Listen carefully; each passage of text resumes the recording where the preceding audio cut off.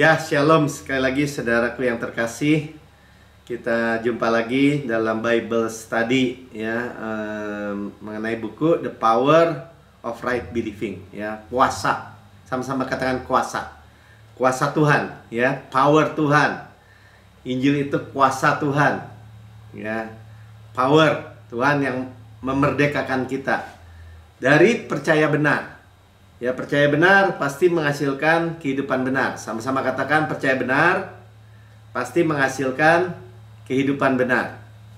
Ya, sebaliknya percaya salah, kehidupan salah. Jadi sayang sekali ya orang-orang Kristen yang hidupnya salah, hidupnya hancur, keluarganya hancur, segala-galanya bisa hancur hanya karena kepercayaan yang salah. Kita nggak mau menghakimi siapapun, tapi kita percaya firman Tuhan. Kalau percaya benar itu pasti membebaskan kita dari ketakutan, fear, rasa bersalah, dan siklus kekalahan. Adiktif ya, siklus kekalahan, kecanduan, semua kegagalan-kegagalan. Ya, kalau kita percaya benar, kita percaya beberapa bab yang lalu kita dikatakan bahwa kita percaya bahwa Tuhan itu mengasihi kita terus berlanjut, continue ya, karena melihat kita berharga dan mulia. Amin. Ya, jadi bab yang ketujuh ini tentang menerima. Sama-sama katakan menerima. Kata kuncinya nih menerima. Menerima pengampunan. Ya, kalau kita menerima pengampunan, kita berkuasa. Sama-sama katakan, kalau saya menerima pengampunan, berkuasa. Amin. Ya, reign in life. Karena kita menerima kelimpahan kasih karunia dan anugerah kebenaran. Ya, sudah bisa dengar yang Jumat lalu. Kelimpahan kasih karunia. Kita nggak terima sedikit, kita terima kelimpahan. Karena kasih karunia ada pribadi Yesus. Dan kebenaran hadiah. Sama-sama katakan kebenaran hadiah. Jadi bukan kebenaran kita. Ya, kita nanti kita juga baca ya, kita ini manusia berdosa, nggak layak. Nah, tapi kita jadi qualified karena Tuhan Yesus datang untuk manusia berdosa. Tuhan Yesus juru selamat untuk manusia berdosa. Jadi semua qualified. Semua masuk. Ya, tetapi kalau kita bilang enggak, saya nggak mau menerima pengampunan dosa, saya harus beresin sendiri dosa saya. Kehilangan, saudara, jatuh dari kasih karunia. Ya, jatuh dari kasih karunia. Nggak terima kebenaran hadiah itu. Jadi kita nggak terima kebenaran hadiah, akhirnya kebenaran kita jatuh lagi di bawah hukum. Hukum Taurat. Jadi sebab akibat tuh. Makanya ada, ya tadi saya lihat di YouTube ada hamba Tuhan yang terkenal hari-hari ini. Nggak bisa, dia bilang. Ini hukum tabur tuai terjadi. Ya kalau hukum tabur tuai, ya kan benar Pak. Firman Tuhan juga bilang gitu. Ya kalau hukum tabur tuai di bawah hukum Taurat, menabur angin menuai badai, udah gitu aja. Karena penuaian itu selalu lebih besar. Dan kalau hanya dikejar dari kegagalan, dari dosa, ya pasti menuai yang penghukuman, bahkan sampai kematian. Itulah sesederhana begitu. Jadi kalau orang masih mau apa tuh? Kalau orang Sunda bilang kekeh, mau apa ya, berkeras gitu. Enggak.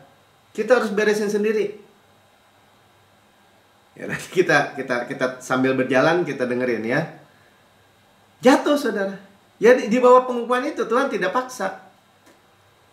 Jadi hidup di bawah penghukuman. Hidup di dalam, ya kalau penghukuman saya baca di perjanjian lama, ya dirajam batu gitu, saudara. Jadi hidup kayaknya ditimpukin batu aja gitu. Sama-sama saya katakan, saya nggak mau. Saya mau hidup senantiasa di bawah kasih karunia. Nah, saudara harus terima absolut mutlak bahwa sekarang tidak ada lagi penghukuman siapa yang dalam Kristus. Terima. Ya, nggak, kalau saya masih dihukum, ya nggak adil sama Yesus. Karena Yesus sudah dihukum sebagai saya untuk saya. Demikian juga saudara. Ya, bahkan orang hari-hari ini karena wah ini udah akhir zaman, udah waktunya Yesus segera datang. Lagi gencar lagi kan? Ya, tanda-tanda sudah terjadi. Benar, benar. Kalau kita dengar tanda-tanda itu juga ada penggenapan tanda-tanda untuk orang percaya mestinya. Generasi Benyamin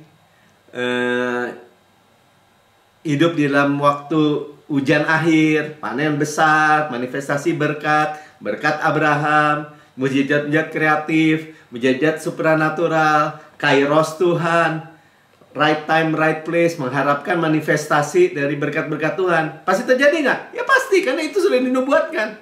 Di akhir zaman bagi kita ya itu. Tapi ada orang yang terus terfokus kepada penghukuman yang bukan buat kita. Kan kita tadi udah bilang, sekarang tidak ada lagi penghukuman siapa yang di dalam Kristus. Ya tapi Pak, kan siapa yang di dalam Kristus? Kita ditempatkan di dalam Kristus. Kapan? Waktu Yesus di kayu salib. Waktu itulah kita ditempatkan, manusia berdosa ditempatkan di dalam Yesus. Yesus menjadi dosa karena kita. Dosanya dosa kita, kontribusi kita itu hanya dosa. Tapi kebenaran dia menjadi kebenaran kita. Sekali lagi, percaya benar pasti menghasilkan kehidupan benar. Ya, jangan takut. Ya, jadi kalau orang hari-hari ini apapun ya, siapapun dia bilang dia dapat dari Tuhan, apa, jadi yang dimunculkan adalah ketakutan. Itu bukan kasih yang sempurna. Kita udah tahu ya, kasih yang sempurna melenyapkan ketakutan. Kalau bekerja sama dengan roh ketakutan, ya kita baca lagi ayatnya. Saya mulai dari Ibrani 9 ayat 28. Demikian pula Kristus, Yesus Kristus, hanya satu kali saja, bahasa Inggrisnya once and for all. Satu kali, once, sekali, untuk selama-lamanya, efeknya, dampaknya, ya, mengorbankan dirinya untuk menanggung dosa banyak orang, menanggung dosa kita. Dari manusia pertama sampai manusia terakhir, semua sebenarnya ditanggung. Tapi kita harus terima, karena kasih karunia oleh iman. Terima, percaya, dengan mulut mengaku, dengan hati percaya. Jadi kedatangan yang pertama kali sudah 2000 tahun yang lalu. Ngapain? Tanggung dosa kita. Sesudah itu, nah ini janji kedatangan kedua nih. Ia akan menyatakan dirinya sekali lagi tanpa menanggung dosa. Jelas ya? Jadi kedatangan Yesus kedua kali tidak berurusan dengan dosa. Bahasa Inggrisnya sih lebih jelas ya. Nggak ada deal untuk dosa. Kenapa? Ya dosa udah ditanggung, sudah diselesaikan 2000 tahun yang lalu. Nanti datang kelak kedua kali. Ya pertama di awan-awan permai, kita diangkat juga, diangkat dulu. Ya, waktu touchdown, kedatangan kedua kali di bumi, nggak berurusan dengan dosa. Ya, untuk menganugerahkan keselamatan. Bukan keselamatan yang belum selamat jadi selamat kekal itu, tapi keselamatan tubuh. Tadi kedatangan di awan permai nih. Nah, ini cerita ini ya. Ya, bukannya lagi berurusan dengan dosa. Dosa udah beres. Kalau urusan dosa lagi, disalib lagi dong. Enggak kan? Ya, menganugerahkan keselamatan. Artinya apa? Keselamatan terakhir nih, tubuh. Tubuh kemuliaan. Ya, kepada mereka yang menantikan dia. Siapa? Ya kita. Amin. Ya, jadi kita terima. Sama-sama sekali lagi judulnya bilang menerima pengampunan. Kita menerima pengampunannya. Saya adalah kebenaran Allah di dalam Kristus. Katakan sama-sama. Saya adalah kebenaran Allah di dalam Kristus. Ya. Saya dibenarkan, diampuni, dan dibenarkan sepenuhnya. Amin. Ya. Segala dosa saya sudah diampuni dan kita dibenarkan sepenuhnya. Dan ini kita berdiri teguh, mutlak. Amin. Ya, minggu lalu kan Jumat lalu kita juga dengar. Dia tahu kok. Dia mengetahui dengan sempurna keadaan kita. Semua kegagalan, semua apapun kehidupan kita tahu sempurna, nggak ada yang lewat. Tetapi Tuhan tetap mengasihi kita sempurna. Karena kalau dia berhenti mengasihi, berhenti jadi Tuhan. Kita udah dengar. Amin. Ya. Jadi itu yang Jumat lalu ya. Pastikan melalui bab 7:42 ini, karena ini percaya benar yang nggak bisa diterima dari agama manapun ya. Agama atau dunia tidak bisa menerima ini. Agama dunia hanya menyodorkan tabur tuai. Ya, sebab akibat. Saudara di bawah kasih karunia diberikan kelimpahan kasih karunia. Kebenaran hadiah. Mau terima nggak? Mau. Sama-sama katakan mau. Saya menerima. Ya, implikasinya sudah jadi baik, saudara diberkati. Amin. Ya, jadi kalau pengampunan itu diterima, tidak diusahakan, saudara. Ya, jadi kalau ada orang bilang Tuhan marah, Tuhan murka, Tuhan marah, Tuhan murka. Ntar kalau ada gempa, Tuhan marah, Tuhan murka. Itu bukan hati Tuhan. Amin. Ya, kalau even tadi saya bilang agama, termasuk agama Kristen. Kalau balik lagi menjadi agamawi, yaitu siklus tanpa akhir. Karena agama mengajarkan, ya pertama misalnya, kalau terjadi yang buruk, terjadi yang jelek, oh ini Tuhan nih. Tuhan yang izinkan. Pokoknya di belakang yang buruk ada Tuhan. Ya betul sih, dia bilang, wah ada perceraian, bahkan kalau kita lihat artis-artis atau ada kejadian apa, ya ini Tuhan. Tuhan tahu saya diuji karena Tuhan tahu saya kuat untuk menghadapi ujian ini. Kayaknya rohani, saudara. Ya kalau orang di luar Kristen sih, ya apa boleh buat, emang begitu. Tetapi kalau kekristenan begitu juga, ya itulah siklus kekalahan tanpa akhir. Ya, dan itu mulai berpikir bahwa dosa itu harus dibereskan sendiri. 1 Yohanes 1:9 Pak Melki. Ya kan? Kalau kamu mengaku dosa baru diampuni. Kalau gitu akui benar-benar. Definisikan dulu ini dosa apa tidak. Misalnya khawatir itu dosa nggak? Dosa, Pak. Ya kalau gitu khawatir, kalau setiap khawatir ya minta ampun. Setiap dosa itu hamartia kan? Hamartia itu tidak tepat sasaran. Segala sesuatu yang tidak tepat sasaran, ya kalau diujinya dengan 10 perintah Allah dan 613 hukum, aturan, dan peraturan di bawahnya, salah satu salah semua, ya pastikan tahu dosa itu atau tidak dosa, minta ampun, lalu diampuni, dan ya nggak ada yang bisa melakukan itu. Oh yang penting usaha, Pak. Enggak, Tuhan nggak melihat itu. Kalau usaha, Tuhan Yesus nggak perlu datang ke dunia ini. Orang Farisi, ahli Taurat juga berusaha untuk itu. Ya, dan Tuhan bilang munafik.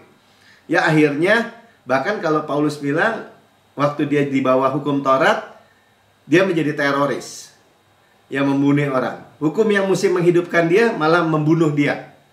Itu Paulus saksikan sendiri. Ya, jadi 1 Yohanes 1:9 buat siapa? Buat orang-orang gnostik, orang-orang yang belum percaya. Ya, Paulus nggak pernah bilang apa-apa. 40 tahun sebelum 1 Yohanes 1:9 itu ditulis oleh Yohanes, nggak bilang apa-apa tentang kalau kamu nggak minta ampun, kamu nggak diampuni. Nggak bilang apa-apa. Kalau gitu orang-orang Kristen yang selama 40 tahun itu kurang lebih ya celaka semua dong. Tuhan Yesus juga nggak pernah bilang apa-apa. Ketika bangkit, murid-murid nggak percaya, ketakutan.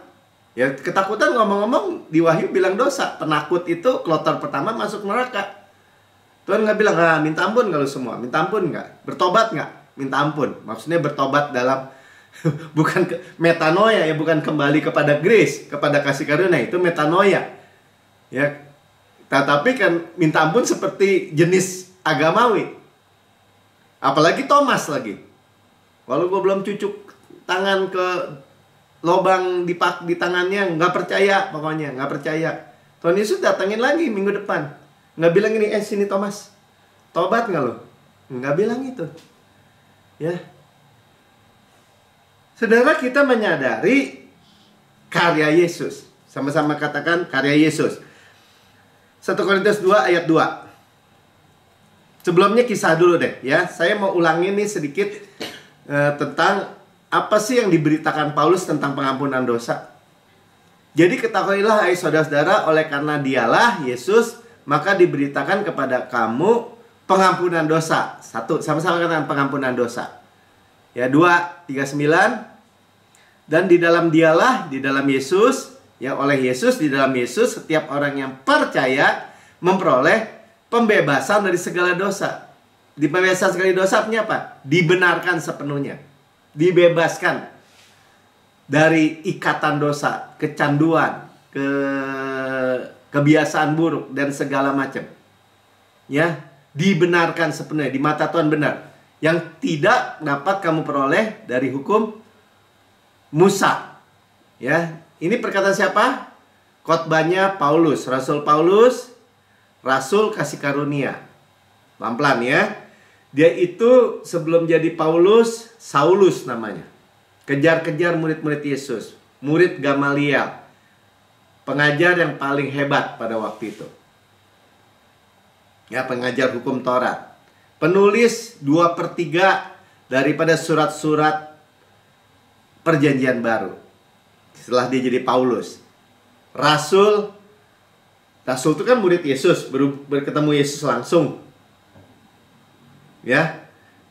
Yang menjadi murid Yesus atau rasul dalam Yesus sebagai tubuh kebangkitan, setelah bangkit maksudnya. Kalau murid-murid yang lain kan waktu Yesus sebelum mati di kayu salib.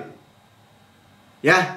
Jadi ini Paulus ini luar biasa. Ya, jadi dia mengenal hukum Taurat luar dalam dan dia praktekin dengan sepenuh hati, dan dia menemukan buahnya adalah jadi pembunuh. Sementara setelah dia menerima kasih karunia, pengampunan segala dosa, sekali sama-sama katakan, pengampunan segala dosa dibenarkan sepenuhnya. Nggak ada lagi penghukuman. Dia bilang begini di dalam 1 Korintus 2 ayat 2. Ini Rasul Paulus nih. Saudara, begitu simpel sebenarnya apa yang kita bicarakan tentang Injil yang diberitakan Paulus. Ya, Injil itu kabar baik, good news, gospel yang diberitakan Paulus. Penulis 2/3 surat-surat Perjanjian Baru. Sebab aku, kata Paulus, ya memutuskan, dia bilang, saya ambil keputusan untuk tidak mengetahui apa-apa, nggak mau tahu yang lain. Selain satu, Yesus Kristus, ya bahasa Inggrisnya nggak pakai ya itu ya, Him crucified. Yesus Kristus dan dia yang disalibkan. Jadi gereja ciptaan baru mempunyai apa?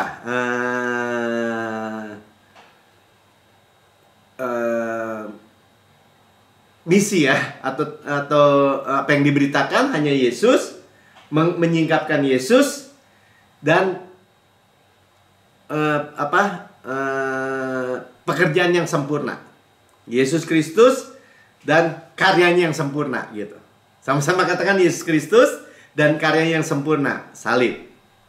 Paulus cuma mau tahu Yesus dan karyanya yang sempurna. Sama-sama katakan, saya hanya mau tahu Yesus dan karyanya yang sempurna. Selesai, saudara. Itu yang Paulus bilang, saya memutuskan nggak mau tahu apa-apa selain Yesus dan karyanya yang sempurna. Itulah yang kita jalani hidup ini. Yang percaya katakan amin. Ya, kita nggak mau lagi di bawah agamawi. Karena kalau mau agamawi, mau nggak mau fokusnya ke diri sendiri. Apakah kamu sudah benar? Apakah kamu sudah melakukan ini dan itu? Apakah kamu tidak melakukan yang nggak benar, yang ini dan yang itu? Kalau melanggar, dihukum. Itu agama. Makanya pilih ya, sama-sama katakan pilih. Pilih ya, pilih itu ini keputusan kita. Ya, Matius 11 ayat 28 sampai 30 katakan begini. Tuhan Yesus ajak, marilah kepadaku. Ini kepada orang-orang Israel juga ya. Mari kepadaku. Semua yang letih lesu dan berbeban berat. Kalau dalam the message-nya ya, tuh the message tired, worn out, capek, lelah, burn, ya, habis, lesu, ya, on religion, ya, karena agama. Mari kepadaku, beban letih lesu berbeban berat karena agama, karena religion, ya, aku akan memberikan rest, ya, real rest juga, akan memberikan rest yang sejati kepadamu. Amin, real rest, to take a real rest tuh, ya, dalam message-nya. Itu ajakannya. Jangan mau lagi di bawah capek, lelah, habis, lesu karena agamawi. Datang kepada apa? Kasih karunia Yesus yang memberikan apa? Rest. Ngomong-ngomong yang baru dengar, jangan pikir rest itu terus jadi malas, tidak melakukan apa. Kita aktif digerakkan oleh Roh Kudus. Tetapi dalamnya gini, kerja boleh capek, mungkin boleh kelihatan sibuk atau bekerja lah. Tapi dalamnya tenang. Ayat 29-nya. Nah, makanya kita nggak pikul salib yang adalah kutuk, tapi pikul kuk yang kupasang dan belajarlah kepadaku. Ya, learn the unforced rhythm of grace. Ya, bahasa message juga gitu. Ya, DMSG kan, walk with me, watch how I do it. Ya, belajar kepadaku, learn the unforced rhythm of grace.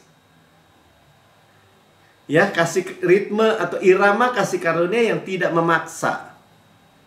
Amin. Ya, belajar, aku lemah lembut dan rendah hati, dan jiwamu, sekali lagi jiwa kita mendapat apa? Mendapat rest. Beda kan? Tuntutan, letih lesu, lelah karena upaya sendiri, nanggung sendiri, pikul salib, sama bersama Yesus. Ya, kuk yang kupasang itu lembu senior Yesus, lembu muda kita ikut aja. Learn dan unforced rhythm of grace. Jiwa kita tenang, rest. Amin. Ya, sebab, nah ini dijelasin lagi. Ayat 30. Kuk yang kupasang itu enak dan bebanku pun ringan. Kok enak aja orang Kristen? Ya emang enak. Bahagia, jalan penuh bahagia, sejahtera semata-mata. Bebanku pun ringan. Kenapa? Karena Tuhan Yesus yang pikul. Pilih mana? Saudara bilang, enggak Pak, saya mau pikul salib. Enggak, di alam sama Tuhan. Tuhan kesel kalau menurut saya duduk di tahta. Udah gua pikul salib kamu.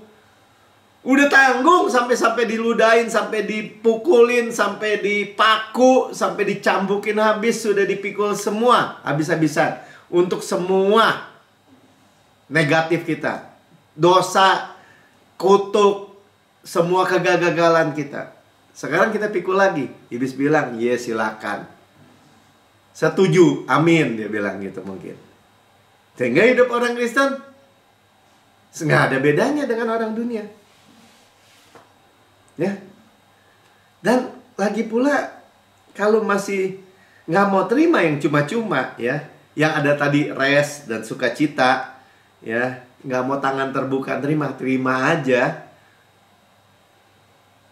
jatuh lagi di bawah hukum Taurat, mengharapkan kebenaran dari hukum Taurat, tuh jatuh lagi dari ketinggian kasih karunia di bawah penghukuman, tabur tuai, sebab akibat. Ya Pak, kan kita juga menuai Pak. Tabur tuai. Ya, kita menuai semua yang baik dari yang Tuhan tabur gitu. Kok mau enak aja Pak? Iya emang, Yesus menanggung semua yang buruknya kita. Kita menuai atau reward, menghasilkan, dimahkotai semua yang baik yang harusnya Yesus layak terima. Kita menerima apa yang Yesus layak terima. Oh nggak bisa gitu Pak. Ya nggak bisa karena emang bukan logika manusia. Itulah logika kasih karunia. Ya kalau enggak, ya seperti Yesaya 4 ayat 6. Perlu dicatat nih ayat ini. Demikianlah kami sekalian seperti seorang najis, dan segala kesalehan kami seperti kain kotor. Ya saya udah nggak bacain lagi yang selanjutnya. Jadi bukan kesalahan kami seperti kain kotor. Kain kotor tuh kain cemar atau apa tuh? Pembalut bekas gitu. Kalau perempuan kan lagi menstruasi ada pembalut kan, pembalut bekas. Itu kain kotor yang dimaksudkan. Itu bukan kesalahan mereka, bukan dosa mereka. Kesalehan. Itu baca aja, segala kesalehan. Makanya di Roma 3 ayat 23 bilang, semua manusia telah berbuat dosa dan telah kehilangan kemuliaan Allah. Itu fakta aja, saudara. Amin. Ya, kesalehan orang-orang yang berusaha apa tuh? Menunjukkan gitu ya. Disebut juga di Alkitab dead work, pekerjaan-pekerjaan sia-sia, pekerjaan-pekerjaan kematian. Kalau saudara doa, saudara baca Alkitab, saudara beribadah, semua hanya karena tuntutan. Itu sama dengan kain cemar tadi. Ya, jadi gimana kita menerima kabar baik? Sama-sama katakan, saya menerima kabar baik. Injil yang diberitakan Paulus, itu pilihannya yang bijaksana. Hati nurani saya sempurna karena korbannya sempurna. Saya nggak mau terima hati nurani yang jahat, hati nurani yang tertuduh, terdakwa. Ya, nanti usaha dengan mau di alam Tuhan gitu, dengan pekerjaan sendiri. Itu yang diajarkan banyak oleh mafia-mafia agama kalau menurut saya.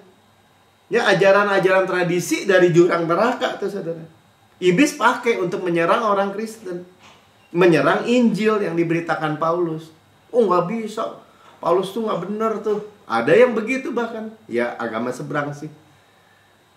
Ya, tuh orang Kristen disesatkan tuh sama Paulus. Saya suka dengar gitu juga. Orang bilang, saudara, bayangkan saudara. Karena dia tabrakan kan, enggak Tuhan, kalau Yesus mah, ya Yesus kembalikan hukum Taurat pada standarnya, pada tujuannya, supaya manusia sampai kepada mentok gitu ya, sampai kepada akhir dari dirinya sendiri dan membutuhkan juru selamat. Itulah yang kita terima, Injil, saudara. Ya, dan juga kita nggak mau dijebak juga gini. Ya enggak dong, orang Kristen tuh harus dewasa, harus dewasa, harus dewasa. Kalau ditanya dewasa gimana? Ya pakai pikiran dunia. Kalau anak-anak kita udah dewasa, dia mandiri. Udah nggak bergantung lagi sama orang tua. Nah kayak gitu tuh kekristenan. Terbalik saudara.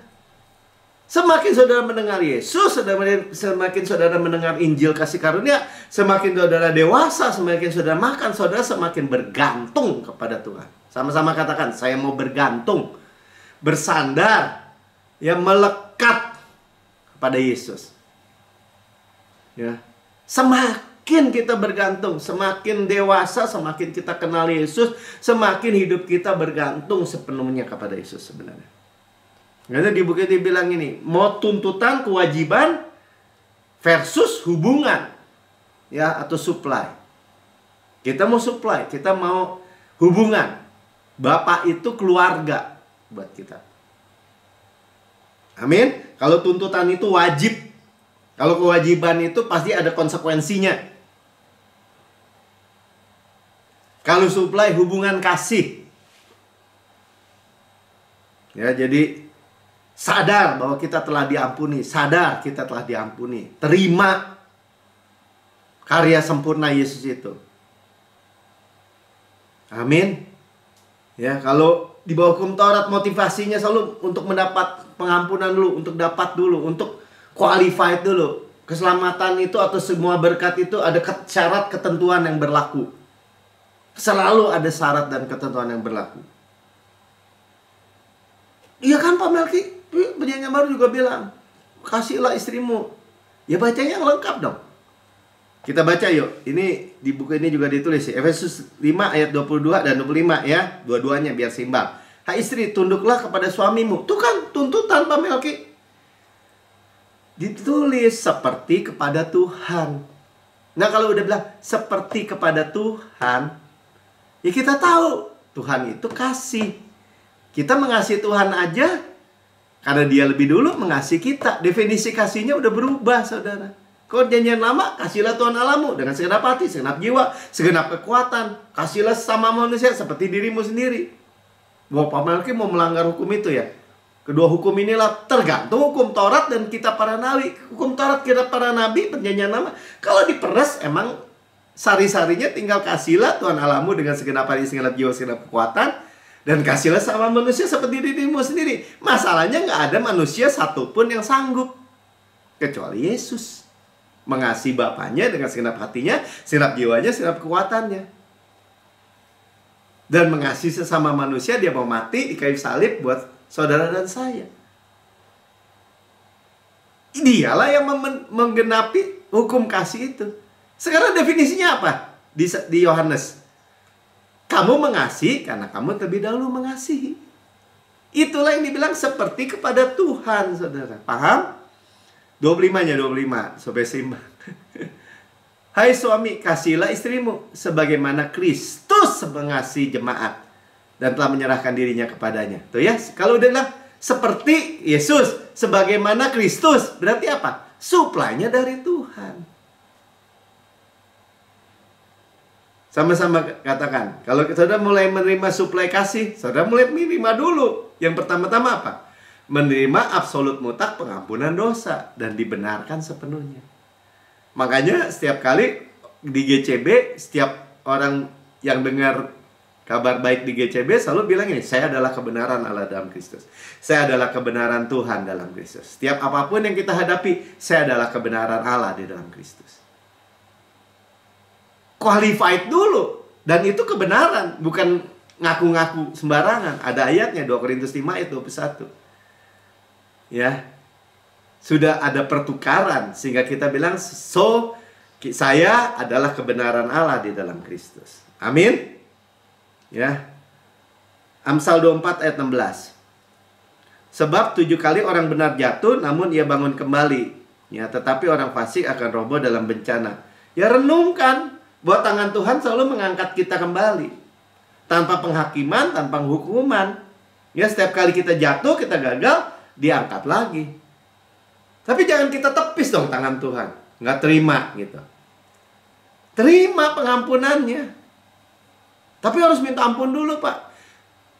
Kita ini continue berkelanjutan terus-menerus di bawah air terjun darah Yesus. Kesadaran kita, sekalipun kita jatuh, Tuhan tetap mengangkat kita gitu. Ya.